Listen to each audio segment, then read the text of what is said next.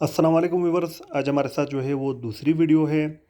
Lecture 2 है cell physiology BRS का, जिसमें हम आज पढ़ेंगे ऑस्मोसिस और diffusion potential, resting membrane potential और एक्शन पोटेंशियल, और उसमें आगे रिफ्रैक्टरी पीरियड भी पढ़ेंगे। तो इससे पहली वीडियो में हम लोगों ने सेल मेम्ब्रेन और transport across cell membrane detail में पढ़ा था। इस वीडियो में हम इन दो टॉपिक्स को पढ़ेंगे और उसके साथ साथ जो इसके इम्पोर्टेंट पास्ट एमसीक्यूज है उसको भी हम टॉपिक के साथ साथ एंड में, जो टॉपिक एंड होगा वहाँ पर जो एक दो इम्पोर्टेंट एमसीक्यूज है वो भी हम इसके साथ रिलेट करेंगे ताकि आप लोगों को अच्छी तरह से समझ आ जाए। और दूसरी बात यह है कि मैं बीआरएस फिजियोलॉजी में कोई भी टॉपिक मिस नहीं करूँगा, लेकिन हर टॉपिक को समझाने के लिए बाज़ औक़ात कोई टॉपिक बीआरएस में मुश्किल होता है, डायरेक्ट आप लोगों को समझ नहीं आता, तो फिर मैं कुछ ग्राफ्स वगैरह, कुछ पॉइंट्स वगैरह दूसरे बुक से भी फिजियोलॉजी का लेता हूँ। पहले वो आप लोगों को समझा के फिर सेम वही टॉपिक बीआरएस का भी उसके साथ समझाऊंगा ताकि आप लोगों को अच्छी तरह से समझ आ जाए। तो चलो हम स्टार्ट करते हैं। आज हमारे साथ पहला टॉपिक है ऑस्मोसिस। अब ऑस्मोसिस को हम कहते हैं कि ये असिस्टेड मेम्ब्रेन ट्रांसपोर्ट है, इसको कैरियर चाहिए। और ये ऑस्मोसिस क्या है? ये हमारे साथ कैरियर मीडिएटेड ट्रांसपोर्ट है। जैसे कि इससे पहले वीडियो में हम लोगों ने पढ़ा कि ट्रांसपोर्ट दो किस्म के होते हैं अक्रॉस सेल मेम्ब्रेन, लेकिन एक कैरियर मीडिएटेड, एक नॉन कैरियर मीडिएटेड है। जो नॉन कैरियर मीडिएटेड है वो सिंपल डिफ्यूजन है, बाकी जितने भी है वो कैरियर मीडिएटेड है। ठीक है। अब कैरियर मीडिएटेड में जो ऑस्मोसिस होता है ये सिंपल डिफ्यूजन नहीं है, ये फैसिलिटेटेड डिफ्यूजन है, क्योंकि इसको पोर चाहिए, चैनल चाहिए जिसके ज़रिए मूव करता है, जिसे कहते हैं aquaporins. Aqua mean water, porins mean pore, water के लिए फोर। ठीक है। तो ऑस्मोसिस क्या है? Net diffusion of water down its own concentration gradient, मतलब net diffusion of water high से लो की तरफ, इसे कहते हैं ऑस्मोसिस। मोस्ट सेल है वाटर चैनल, इसके लिए अक्सर सेल के अंदर वाटर चैनल्स मौजूद है, जिसे कहते हैं एक्वा पोरेंस। टू फैसिलिटेट ऑस्मोसिस, मतलब ये फैसिलिटेटेड डिफ्यूजन है।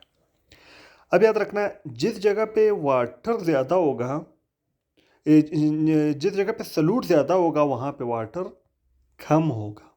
ठीक है। Water is less concentrated when there are more solute. ठीक है। अब होता क्या है, यहाँ पे हम देख सकते हैं इस जो हमारे साथ इन्होंने एक जार दिया है जिसके अंदर हमारे साथ एक कंटेनर है जिसपे एक साइड पे वाटर मालिक्यूल बताए गए, दूसरे साइड पे सॉल्यूट के मालिक्यूल। अब एक साइड पे क्या होते हैं? हाई वाटर कंसंट्रेशन हाई है, तो लो सॉल्यूट कंसंट्रेशन है राइट पर। जब हम लिफ्ट की तरफ जाते हैं वहाँ पे low water concentration, high solute concentration. तो मतलब जहाँ सॉल्यूट ज़्यादा होगा वहाँ वाटर कम होगा, सिंपल बात है। ठीक है। अब कहता है कि याद रखना,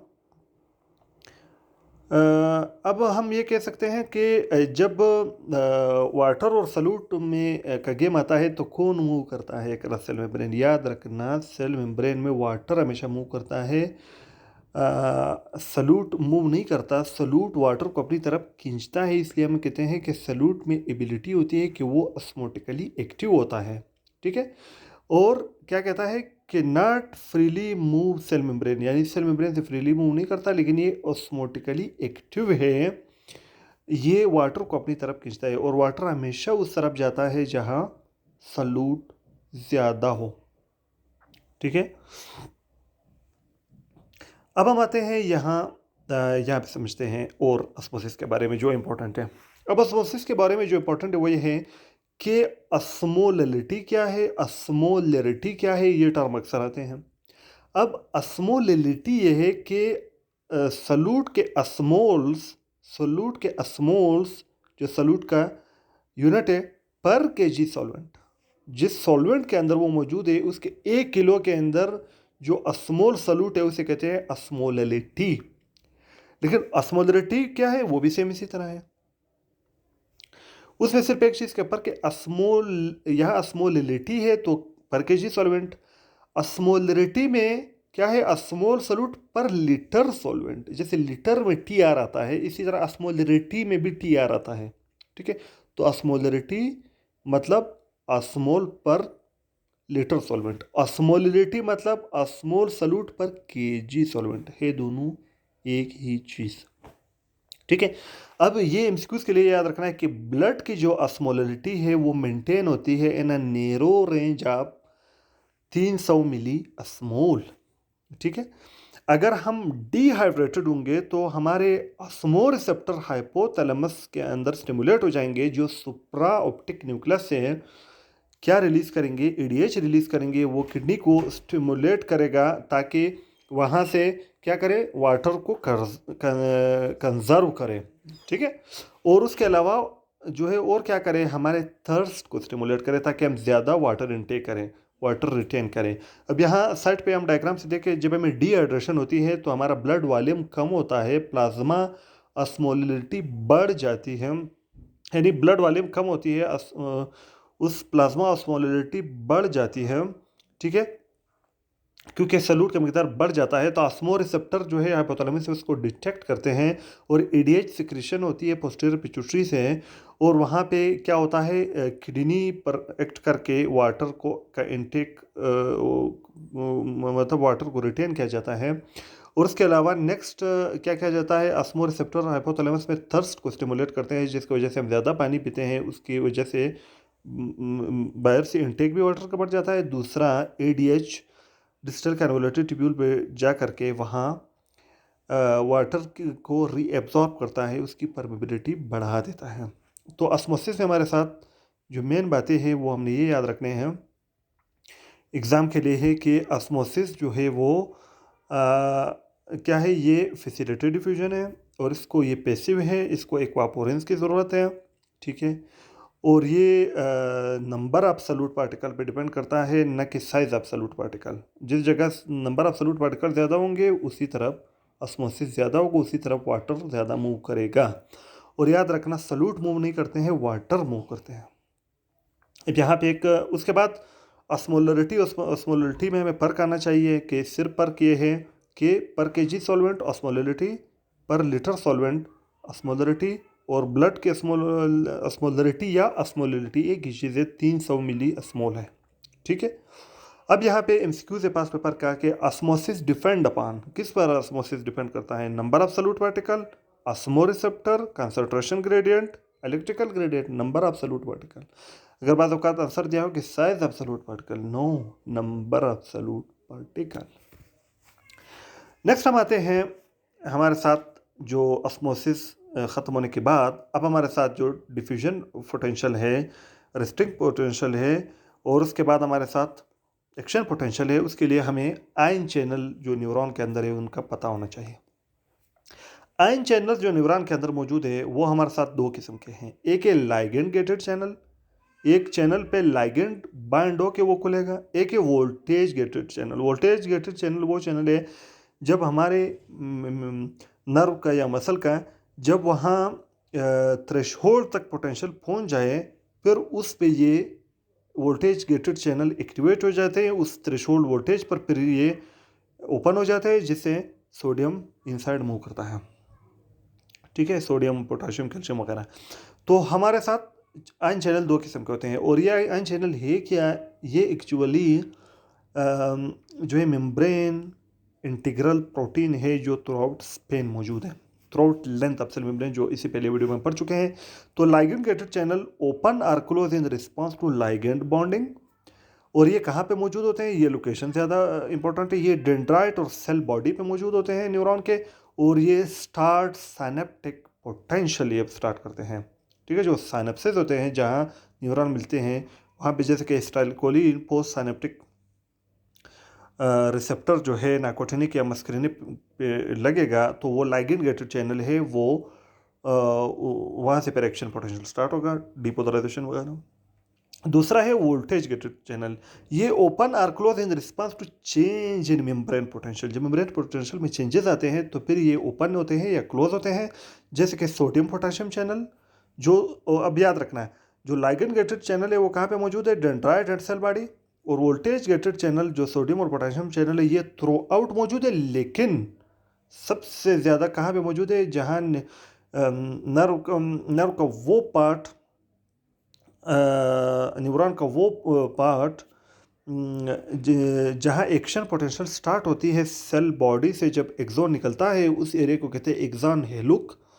वहाँ इस तरह एक्शन पोटेंशियल स्टार्ट होता है, जैसे कि हमारे हार्ट के एसए नोड पर, उस एरिया को कहते हैं एक्सॉन हेलुक। और वहाँ पे सबसे ज़्यादा आपका सोडियम पोटेशियम चैनल मौजूद होते हैं। वैसे तो थ्रूआउट मौजूद है, लेकिन सबसे ज़्यादा एक्सॉन हेलुक में मौजूद है।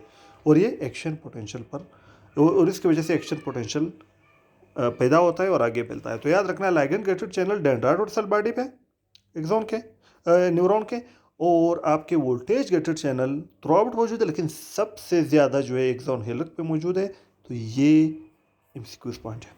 उसके बाद कैल्शियम चैनल कहाँ पे मौजूद है? ये भी वोल्टेज गेटेड है, लेकिन ये एक्सॉन के टर्मिनल में मौजूद है calcium channel.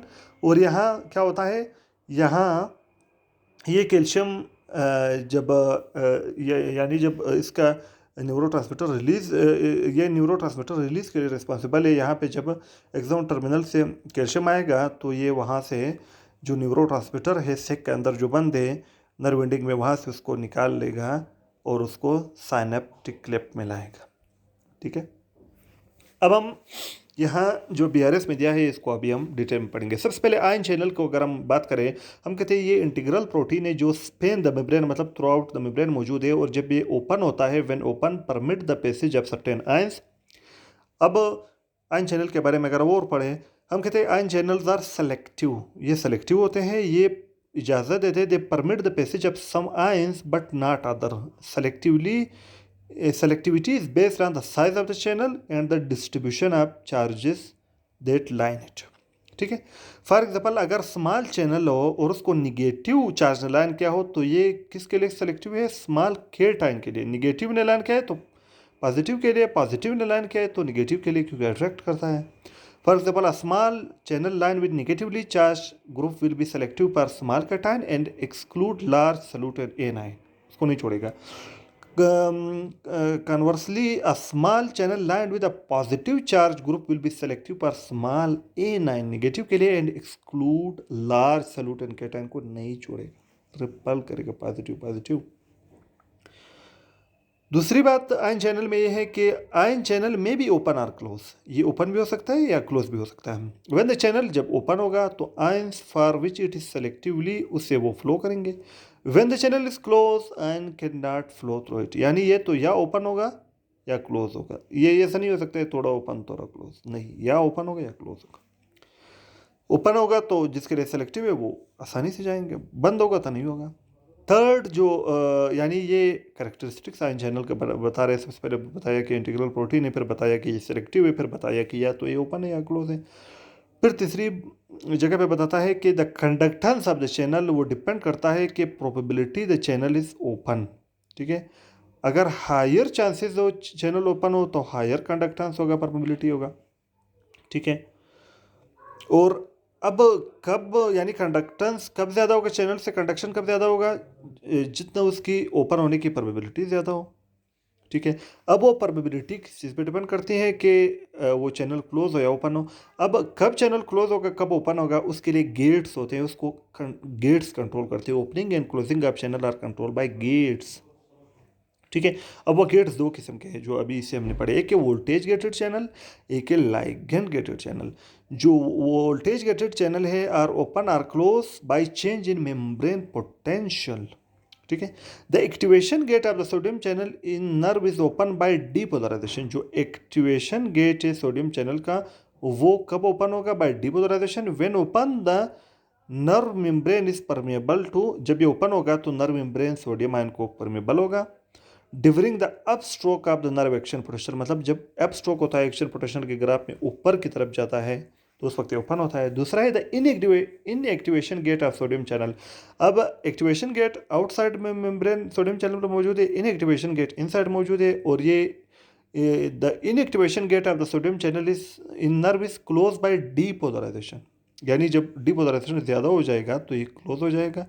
When closed, the nerve membrane is impermeable to दूसरे सोडियम आयन के लिए अब ये impermeable होगा जब डिपोलराइजेशन पीक की तरफ जाएगा, ताकि दूसरा एक्शन पोटेंशियल ना हो। इसको रिफ्रैक्टरी पीरियड भी कहते हैं हम। और ये होता है during the repolarisation phase of the nerve action potential. ठीक है। अब हम आते हैं नेक्स्ट, हमारे साथ है ligand gated channel are open or close by hormone, second messenger or neurotransmitter, for example the nicotinic receptor for acetylcholine at the motor end plate in the ion channel that open when acetylcholine bind to it. When open, it is permeable to sodium and potassium, causing the motor end plate to depolarize. तो ये हमारे साथ ion channel के बारे में हुआ। Next हम पढ़ेंगे डिफ्यूजन और इक्विलिब्रियम पोटेंशियल। डिफ्यूजन और इक्विलिब्रियम पोटेंशियल क्या है? सबसे पहले हम समझते हैं डिफ्यूजन पोटेंशियल ये है कि आयन का जो एक्रॉस मेम्ब्रेन जो कंसंट्रेशन डिफरेंस की वजह से जो उसका एक पोटेंशियल डिफरेंस होता है, एक साइड पे ज़्यादा दूसरे साइड पे कम, एक साइड पे जो है वो आयन की मिकदार ज़्यादा है, एक दूसरे साइड से कम है, तो हाई से लो की तरफ जाएगा, इसे कहते हैं डिफ्यूजन पोटेंशियल। जितना ज़्यादा इन दोनों का कंसंट्रेशन का फर्क होगा उतना ज़्यादा डिफ्यूजन पोटेंशियल ज़्यादा होगा, उतना ज़्यादा डिफ्यूज़ होंगे। ठीक है। A diffusion potential is a potential difference generated across a membrane because of concentration difference of ion. A diffusion potential can be generated only if the membrane is permeable to the ion. अगर ion के लिए permeable ही ना हो फिर तो नहीं होगा, सिर्फ उस वक्त होगा जब परमेबल हो। अब the size of the action potential के साइज क्या होगा एक्शन पोटेंशियल का, वो डिपेंड करता है the size of the concentration gradient. जितना कंसंट्रेशन में फर्क ज़्यादा उतना size of the diffusion potential ज़्यादा। नेक्स्ट है the size of the diffusion potential depend upon whether the diffusing ion या तो कि वो पॉजिटिवली चार्ज है या नेगेटिवली चार्ज है। ठीक है। अब कहता है कि the diffusion potential are created by diffusion of a very few ion and therefore do not result in change in concentration of the diffusing ion. ठीक है। जो डिफ्यूजन पोटेंशियल है वो किसकी वजह से होता है? Diffusion of very few ions की वजह से होता है, और therefore do not result in change in concentration of the diffusing ion. उसकी वजह से डिफ्यूजन आयन की कंसंट्रेशन में इतना फर्क नहीं होगा, क्योंकि ये बहुत कम आयन की वजह से ये डिफ्यूजन पोटेंशियल पैदा होता है, जिसकी वजह से कंसंट्रेशन पे कोई फर्क नहीं पड़ेगा। नेक्स्ट हमारे साथ इक्विलिब्रियम पोटेंशियल, इसको हम यहाँ से समझते हैं। इक्विलिब्रियम पोटेंशियल, इक्विलिब्रियम पोटेंशियल है क्या? ये एक थ्योरेटिकल मेम्ब्रेन पोटेंशियल है जब सेल किसी आयन स्पेसिफिक आयन के लिए फ्रीली परमेबल हो कि भाई जितना आ सकते हो आओ, इसे कहते हैं इक्विलिब्रियम पोटेंशियल। यानी एक थ्योरेटिकल मेम्ब्रेन पोटेंशियल है जो हम कैलकुलेट करते हैं कि जब सेल किसी स्पेसिफिक आयन के लिए फ्रीली परमेबल हो, जितना आ सकता है आए। अब इसके जो वैल्यू BRS में दिए हैं हर एक की, वो ये है कि अब इक्विलिब्रियम पोटेंशियल को हम किसे रिप्रेजेंट करते हैं? बड़ा ई, कैपिटल ई, और उसके साथ अगर सोडियम का हो इक्विलिब्रियम पोटेंशियल तो नीचे सोडियम लिखेंगे आयन, कैल्शियम का हो तो उसके नीचे ई के नीचे कैल्शियम आयन लिखेंगे, पोटेशियम का हो तो ई के नीचे पोटेशियम आयन लिखेंगे, क्लोराइड आयन का हो तो कैपिटल ई के नीचे क्लोराइड आयन लिखेंगे। अब जो अप्रोक्सीमेट वैल्यू है equilibrium potential in nerve and muscle, वो ये है कि आपके सोडियम का जो इक्विलिब्रियम पोटेंशियल है, अगर सेल उसके लिए फ्रीली परमेबल हो जाए तो कब तक जा सकता है? पॉजिटिव में जा सकता है +65 मिलीवोल्ट। दूसरा कैल्शियम का कितना? 120 मिलीवोल्ट। और पोटेशियम का कितना? -85 मिलीवोल्ट। और क्लोराइड आयन का कितना? -85 मिलीवोल्ट। अब इसकी इंपॉर्टेंस क्या है, क्यों हम पढ़ते हैं? अक्सर ये क्वेश्चन पूछते हैं कि आपका जो रेस्टिंग मेम्ब्रेन पोटेंशियल है जो -75 है, वो किसके इक्विलिब्रियम पोटेंशियल के नज़दीक है? वो आपके जो हमारे एक्शन पोटेंशियल में हिस्सा लेते हैं वो तो सोडियम, कैल्शियम और पोटेशियम है। मेनली तो सोडियम और पोटेशियम है। कार्डियक सेल में कैल्शियम भी है, ठीक है, वहाँ उसके लिए जो लीकी चैनल है। और उसके अलावा तो इन तीनों में सोडियम, कैल्शियम और पोटेशियम में आपका रेस्टिंग मेम्ब्रेन पोटेंशियल जो मैंने 70 मिलीवोल्ट है, वो किसके इक्विलिब्रियम पोटेंशियल के ज़्यादा नज़दीक है? वो है आपके पोटेशियम के जो -85 है। इसलिए कहते हैं कि आगे हम पढ़ेंगे कि रेस्टिंग मेम्ब्रेन पोटेंशियल को जो डेवलप करते हैं उसमें सबसे ज़्यादा रोल भी किसका है? वो पोटेशियम इफ्लक्स का है। इस वजह से तो माइनस पोटेशियम ज़्यादा निकलता है, पॉजिटिव है तो इस साइड निगेटिविटी आ जाती है, इसलिए वहाँ रेस्टिंग मेम्ब्रेन पोटेंशियल होता है। ठीक है। तो आगे फिर हम पढ़ेंगे, MCQs भी इसके आगे हैं, तो हमें अच्छी तरह से समझ आ जाएगा। अब हम आते हैं यहाँ पे रेस्टिंग मेम्ब्रेन पोटेंशियल पे। अभी रेस्टिंग मेम्ब्रेन पोटेंशियल तकरीबन कितना है? -70 मिलीवोल्ट है। और एग्जिस्ट क्यों? क्योंकि more negative charge inside cell और more positive charge outside cell मौजूद है, इसलिए तो ये रेस्टिंग मेम्ब्रेन पोटेंशियल होता है।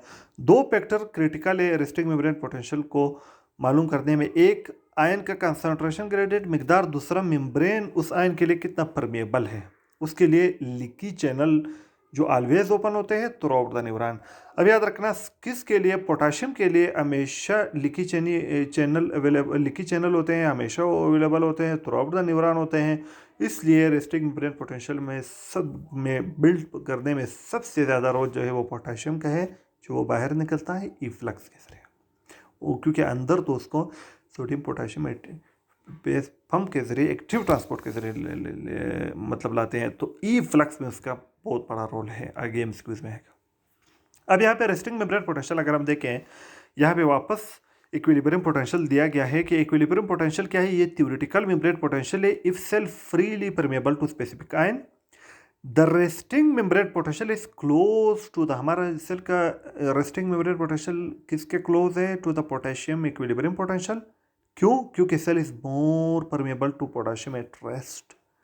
इफ रेस्ट हमारा सेल ज़्यादा परमेबल है पोटेशियम को, लीकी चैनल है, पोटेशियम आसानी से इफ्लक्स करता है, बाहर निकलता है, जिसकी वजह से इनसाइड और नेगेटिव होता है। ठीक है। अब यहाँ पर हम पढ़ते हैं रेस्टिंग मेम्ब्रेन पोटेंशियल को, बीआरएस के जो डिटेल बताए गए उसे। कहता है कि resting membrane potential is express as the membrane potential difference across the cell membrane in millivolt is by the convention, आसानी के लिए express as the intracellular potential relative to extracellular potential, यानी intracellular जो extracellular के relative है। Thus resting membrane potential आप -70 milli volt का क्या मतलब है कि सेल जो है वो वो 70 मिली वोल्ट सेल क्या है? निगेटिव है। ठीक है। अब इस रेस्टिंग मेम्ब्रेन पोटेंशियल के बारे में और अगर हम पढ़ें, रेस्टिंग मेम्ब्रेन पोटेंशियल किस तरह एस्टेब्लिश होता है? ये बाय डिफ्यूजन पोटेंशियल जो होता है किसकी वजह से? जो परमेबल आयन की कंसंट्रेशन डिफरेंस की वजह से। दूसरा ये है कि ईच परमेबल आयन की ये अटेम्प्ट होती है कि मेम्ब्रेन पोटेंशियल को वो इक्विलिब्रियम पोटेंशियल की तरफ ले जाए। ठीक है। आयन जिसकी हाईएस्ट परमेबिलिटी होती है या कंडक्टेंस होती है वो ग्रेटेस्ट कंट्रीब्यूशन डाल रहा है रेस्टिंग मेम्ब्रेन पोटेंशियल में। Thus with the lowest permeability will make little or no contribution. अगर सेल किसी आयन के लिए लेस परमेबल है या नहीं परमेबल है, उसका रेस्टिंग मेम्ब्रेन पोटेंशियल को एस्टेब्लिश करने में बहुत कम रोल है। जिसके लिए ज़्यादा परमेबल है पोटाशियम के लिए, पोटाशियम इफ्लक्स के लिए, तो उसका सबसे ज़्यादा रोल है।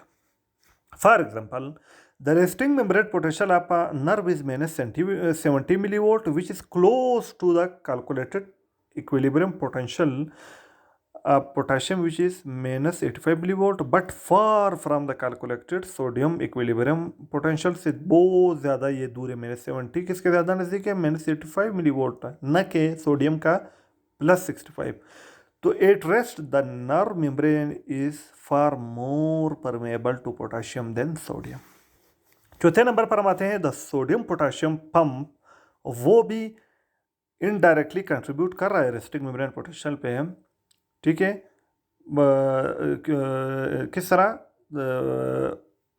To the resting membrane potential by maintaining across the cell membrane. किस तरह? Sodium and potassium concentration gradient बना रहा है, देन प्रोड्यूस डिफ्यूजन पोटेंशियल, उसकी वजह से फिर डिफ्यूजन पोटेंशियल होता है। वो 3 पोटेशियम का बाहर लाता है, 3 सोडियम को बाहर निकालता है, 2 पोटेशियम को अंदर लाता है, जिसकी वजह से कंसंट्रेशन में फ़र्क होता है, उसकी वजह से भी रेस्टिंग मेम्ब्रेन पोटेंशियल होता है। लेकिन सबसे ज़्यादा कौन डाल रहा है अपना हिस्सा?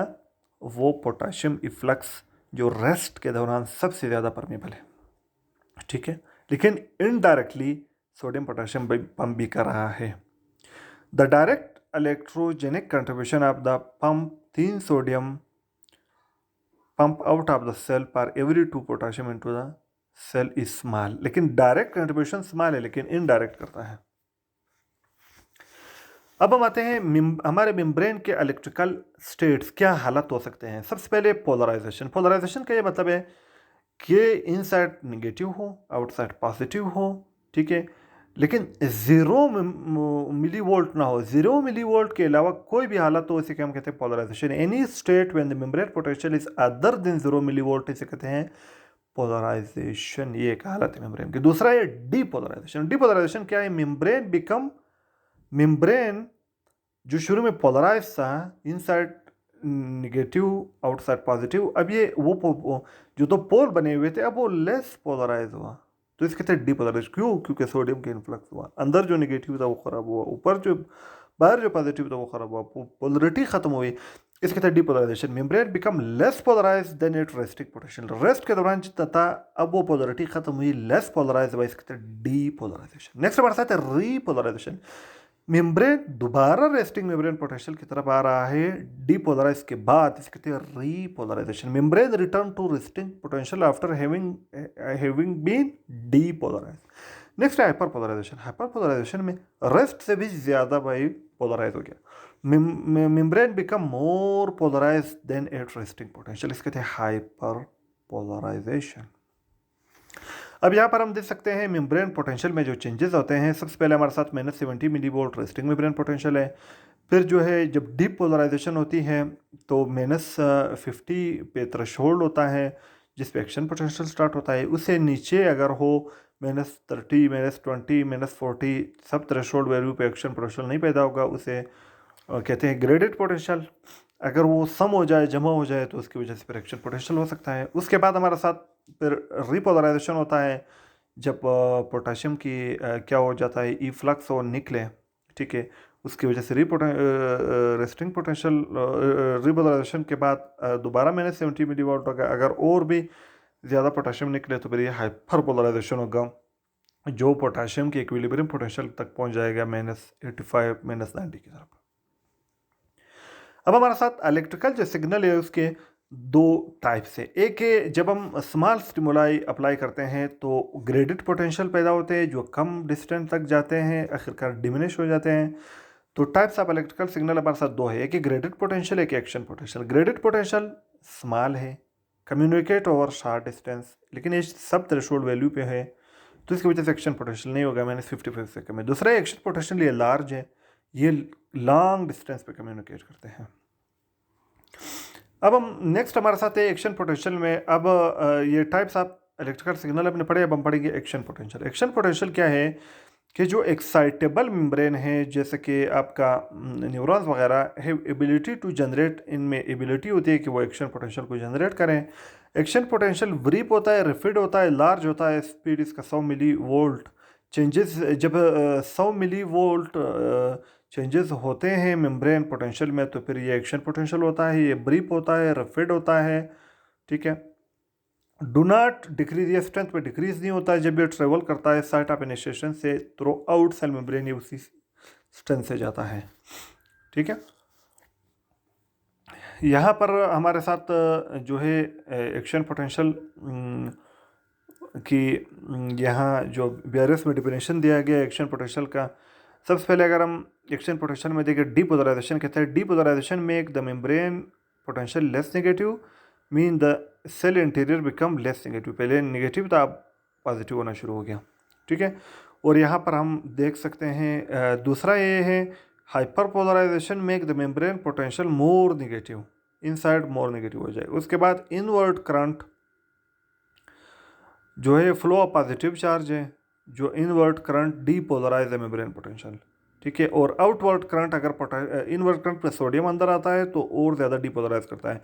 आउटवर्ड करंट में जो है वो आपका potassium ion, positive ion out of the cell जाता है, जिसकी वजह से सेल मेम्ब्रेन हाइपर पोलराइज होगा, ठीक है। अब हम यहाँ पे देखते हैं जो हमारे साथ ग्रेडेड पोटेंशियल आपने पढ़ा, हम ये ग्रेडेड पोटेंशियल जो स्मॉल है, कम्युनिकेट ओवर शॉर्ट डिस्टेंस है, इसकी में सबमिशन होता है, ये जमा होता है, आखिरकार ये थ्रेशोल्ड तक पहुँच जाता है, तो फिर इसकी वजह से एक्शन पोटेंशियल होता है। तो इसमें ये जो जमा होता है सबमिशन, ग्रेडेड पोटेंशियल कैन सम, ये जमा हो सकता है। अब दो किस्म का सबमिशन है, एक है टेम्पोरल सबमिशन, एक है स्पेशल सबमिशन, ये याद रखना इंपॉर्टेंट है। टेम्पोरल सबमिशन अगर सेम स्टिमुलस आप दे रहे हो और repeated close together in time, यानी कम टाइम में रिपीटेड आप दे रहे हो, सेम स्टिमुलस दे रहे हो, तो ये आखिरकार जमा होकर एक्शन पोटेंशियल बनेगा, इसे कहते हैं टेम्पोरल सबमिशन। दूसरा स्पेशल सबमिशन, इसमें डिफरेंट स्टिमुलाई आप दे रहे हो और लेकिन ये उस टाइम में ये एक दूसरे के साथ डिफरेंट स्टिमुलाई ओवरलैप होकर क्या बना देते हैं, एक्शन पोटेंशियल बना देते हैं। नेक्स्ट हमारे साथ है pages of action potential. Action potential की जो पेजेस है वो हमारे साथ 3 पेजेस हैं। एक डीप पेज 1, एक पेज 2, एक पेज 3।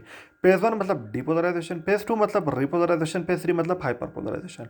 अब पेज 1 जो है वो डीपोलराइजेशन कैसे होता है, जब resting membrane potential -70 millivolt से जब आपका मेम्ब्रेन जब स्टिमुलस आएगा, जब आपका मेम्ब्रेन पोटेंशियल -70 से -55 होगा, जो थ्रेशोल्ड पोटेंशियल है उस पर डीपोलराइजेशन स्टार्ट होगा।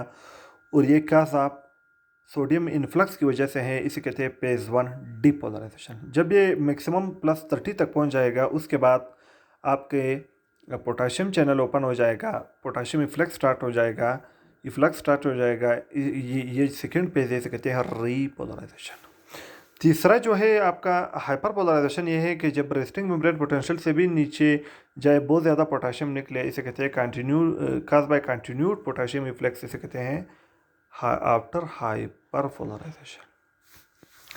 अब यहाँ पर हम देखते हैं जो ग्रेडेड पोटेंशियल है, हमने कहा कि ये जब जमा होते हैं तो ये मेम्ब्रेन को थ्रेशोल्ड की तरफ ले जाते हैं, जो माइनस कितना है 55 है। इस पे जब थ्रेशोल्ड पे पहुंचेगा, थ्रेशोल्ड ट्रिगर होगा तो rapid opening of voltage gated sodium channel open हो जाएंगे, ठीक है, थ्रेशोल्ड पर। और पीक पे वोल्टेज गेटेड सोडियम चैनल वापस क्लोज हो जाएंगे +30 पे, और voltage gated potassium channel open हो जाएंगे, जो पर रीपोलराइजेशन करता है, ठीक है। अब यहाँ पर अगर हम देखें वोल्टेज गेटेड जो सोडियम चैनल है हमारे साथ, उसके 2 गेट एसोसिएटेड है इसके साथ, एक एक्टिवेशन गेट, एक इनएक्टिवेशन गेट। जो एक्टिवेशन गेट है वो वोल्टेज डिपेंडेंट होते हैं, ओपन होते हैं थ्रेशोल्ड पर एंड ड्यूरिंग डीपोलराइजेशन, और ये पॉजिटिव फीडबैक को फॉलो करते हैं, ठीक है। जितना स्टिमुलस ज़्यादा होता है ये ज़्यादा ओपन होंगे। नेक्स्ट है इनएक्टिवेशन गेट, ये इनसाइड मेम्ब्रेन मौजूद है, और ये एक्टिवेशन गेट आउटसाइड, और इनएक्टिवेशन गेट इनसाइड मौजूद है। ये टाइम डिपेंडेंट है, ठीक है, और ये ड्यूरिंग डीपोलराइजेशन ये ओपन होते हैं, और जब डीपोलराइजेशन पीक पर पहुंच जाता है +30 पर तो ये क्लोज हो जाते हैं, और रिमेन क्लोज अंटिल जब तक रेस्टिंग मेम्ब्रेन पोटेंशियल तक दोबारा ना गया हो, ताकि दोबारा दूसरा एक्शन पोटेंशियल ना हो। अब थ्रेशोल्ड क्या है, हम कहते हैं minimum depolarization necessary to induce the opening of sodium channel. Sodium channel को ओपन करने के लिए जो कम से कम डीपोलराइजेशन ज़रूरी है उसे कहते हैं थ्रेशोल्ड, जो कितना है -55 मिली वोल्ट है, ठीक है। अब याद रखना, नेक्स्ट कहता है अब थ्रेशोल्ड डीपोलराइजेशन पे क्या होता है, एक्शन पोटेंशियल। अब एक्शन पोटेंशियल के एक रूल है, अगर आप थ्रेशोल्ड पोटेंशियल दोगे तो एक्शन पोटेंशियल होता है, अगर उससे नीचे सब थ्रेशोल्ड दोगे तो नहीं होगा। तो एक्शन पोटेंशियल या तो होगा या नहीं होगा, इस तरह नहीं होगा, कुछ होगा कुछ नहीं होगा। ये ऑल और नॉन प्रिंसिपल को फॉलो करता है, इसलिए आगे इसके एमसीक्यूज भी आएंगे। तो एक्शन पोटेंशियल ऑल और नॉन प्रिंसिपल को फॉलो करता है, सब थ्रेशोल्ड पर नहीं होगा, थ्रेशोल्ड या सुप्रा थ्रेशोल्ड पे होगा, लेकिन थ्रेशोल्ड और सुप्रा थ्रेशोल्ड की पर एक मैग्नीट्यूड होगी। अब कहते हैं थ्रेशोल्ड डीपोलराइजेशन पर एक्शन पोटेंशियल होगा, action potential all are none principle को फॉलो करता है, सब थ्रेशोल्ड डीपोलराइजेशन पे no action potential, suprathreshold depolarization पे एक्शन पोटेंशियल। अब एक्शन पोटेंशियल पर threshold and suprathreshold stimulus are same magnitude, ये दोनों का मैग्नीट्यूड सेम है। ऐसा नहीं है कि सुप्रा थ्रेशोल्ड से एक्शन पोटेंशियल ज़्यादा होगा, ठीक है, 100 मिली वोल्ट। अब हम आते हैं नेक्स्ट, हमारे साथ है रिफ्रैक्टरी पीरियड। रिफ्रैक्टरी पीरियड क्या है, ये वो पीरियड होता है जब एक्शन पोटेंशियल एक जा रहा हो, ठीक है, और इसके दौरान सेल दूसरे स्टिमुलस के लिए ये इसकी एक्साइटेबिलिटी डिक्रीज हो जाती है। और इसके 2 टाइप्स है, एक है एब्सोल्यूट, एक है रिलेटिव। एब्सोल्यूट में बिल्कुल दूसरा एक्शन पोटेंशियल नहीं होगा जितने भी स्ट्रॉन्ग स्टिमुलस अप्लाई करो, लेकिन रिलेटिव में एक्शन पोटेंशियल दूसरा उस वक्त होगा अगर बहुत ज़्यादा स्ट्रांग एक्शन पोटेंशियल आप दे दो, स्टिमुलाई दे दो, तो फिर ये होगा। तो रिफ्रैक्टिव पीरियड क्या है, period of time following an action potential mark by decrease excitability. Types number 1 absolute, number 2 relative. Absolute span, अब एब्सोल्यूट रिफ्रैक्टिव पीरियड आपके थ्रू आउट डीपोलराइजेशन और most of the repolarization phase में भी होता है। Span all of the depolarization and most of the repolarization phase, second action potential cannot be generated. Sodium gate are, इसमें sodium gate क्या होता है, इनएक्टिवेटेड होते हैं, या तो ओपन या इनएक्टिवेटेड होते हैं, ठीक है, दूसरा एक्शन पोटेंशियल जा रहा होता है। दूसरा है रिलेटिव। रिलेटिव में क्या होता है कि स्पेन इसमें लास्ट पार्ट ऑफ रिपोलराइजेशन है, अब एक एक्शन पोटेंशियल खत्म हो रहा है तो इसलिए दूसरे के चांसेस है। और हाइपर पोलराइजेशन और रिपोलराइजेशन यानी लास्ट पार्ट ऑफ रिपोलराइजेशन और दूसरा हाइपर पोलराइजेशन इस वक्त चल रहा है, इसलिए दूसरे के चांसेस है। Second action potential can be generated with stronger stimulus, और इसमें सोडियम गेट इनएक्टिवेटेड होते हैं और voltage gated potassium channel open होते हैं। ठीक है, यहाँ पर हम देख सकते हैं एक एब्सोल्यूट रिफ्रैक्टिव पीरियड, एक रिलेटिव। एब्सोल्यूट में क्या होता है, इस वक्त सोडियम आयन मूव करता है, डीपोलराइजेशन होता है, और आपका रिलेटिव के दौरान आपके voltage gated potassium channel open होते हैं, इस वक्त रिपोलराइजेशन या हाइपर पोलराइजेशन होता है। अब यहाँ पर हम BRS से अगर रिफ्रैक्टिव पीरियड को देखें तो ये कहता है दो किस्म के, एक एब्सोल्यूट रिफ्रैक्टिव पीरियड, एक रिलेटिव। सबसे पहले अगर हम एब्सोल्यूट रिफ्रैक्टिव पीरियड देखें, ये पीरियड है during another action potential cannot be elicited no matter how large the stimulus, जितना भी स्टिमुलस ज़्यादा हो, लार्ज हो, कुछ नहीं होगा, क्योंकि यहाँ पे ऑलमोस्ट आपका entire duration of action potential जा रहा होता है। एक्सप्लेनेशन क्या है कि यहाँ सोडियम गेट इनएक्टिवेटेड होते हैं।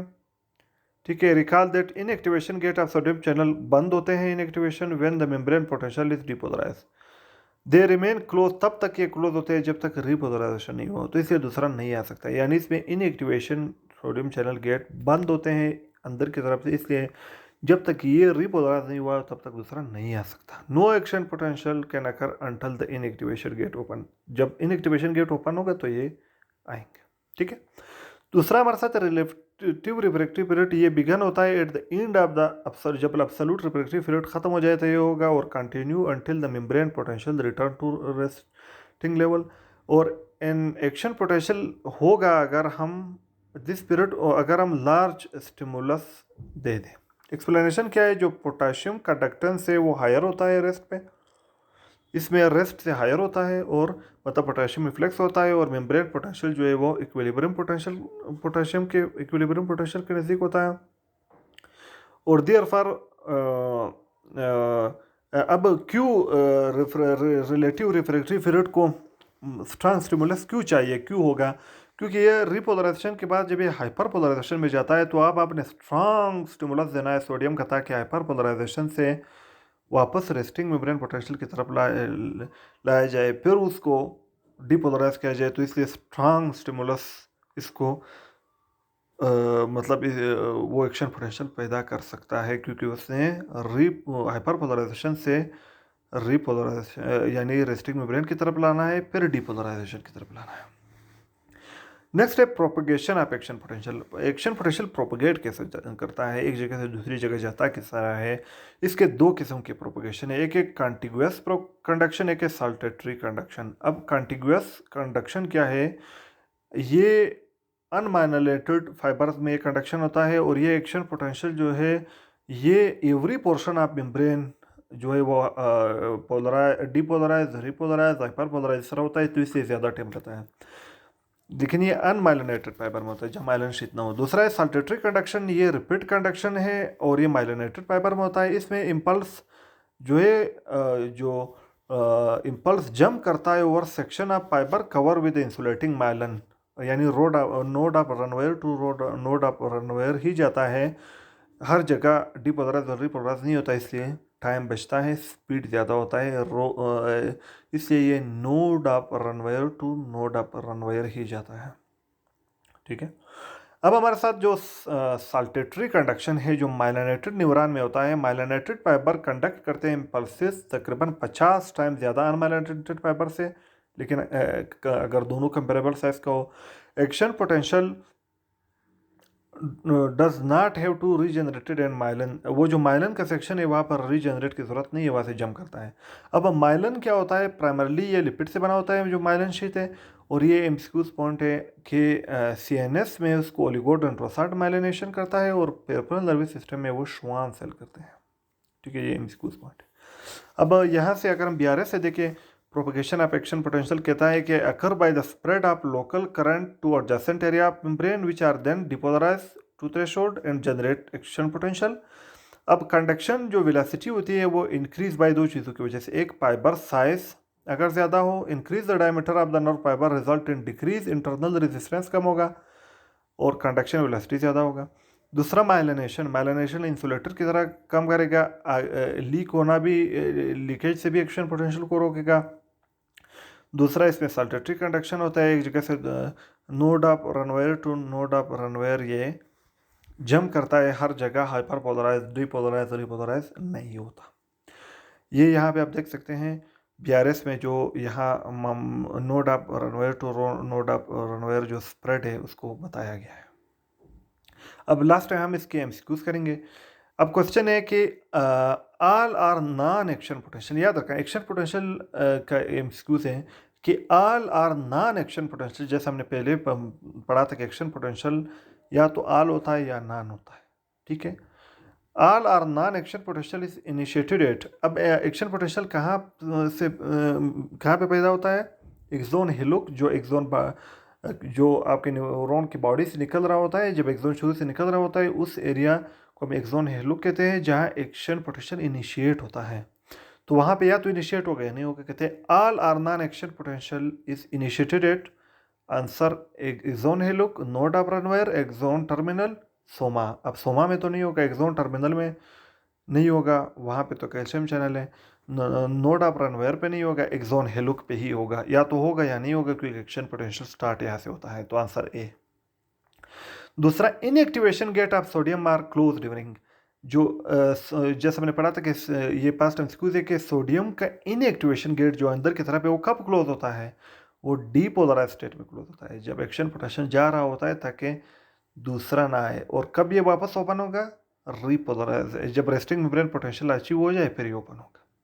दूसरा है when sodium channel completely block करे ड्रग तो क्या होगा, तो एक्शन पोटेंशियल नहीं होगा क्योंकि सोडियम की वजह से एक्शन पोटेंशियल होता है। नेक्स्ट है रेस्टिंग मेम्ब्रेन पोटेंशियल कौन अचीव कराता है, मेनली हमने पढ़ा था कि रेस्टिंग मेम्ब्रेन पोटेंशियल मेनली ये पोटेशियम के इक्विलिब्रियम पोटेंशियल के नज़दीक है, और क्योंकि ये लीकी चैनल की वजह से होता है और पोटेशियम हमेशा लीक होता है, ई फ्लक्स, और इसमें सोडियम पोटेशियम पंप का भी रोल है लेकिन बहुत कम है। यहाँ पे वो भी दिया है sodium potassium pump, sodium in flux, potassium flux, potassium in flux, तो पोटेशियम ई फ्लक्स है आंसर, जो हमने पढ़ा था कि उसकी वजह से होता है क्योंकि पोटेशियम निकलेगा बाहर पॉजिटिव है तो इनसाइड नेगेटिव होगा।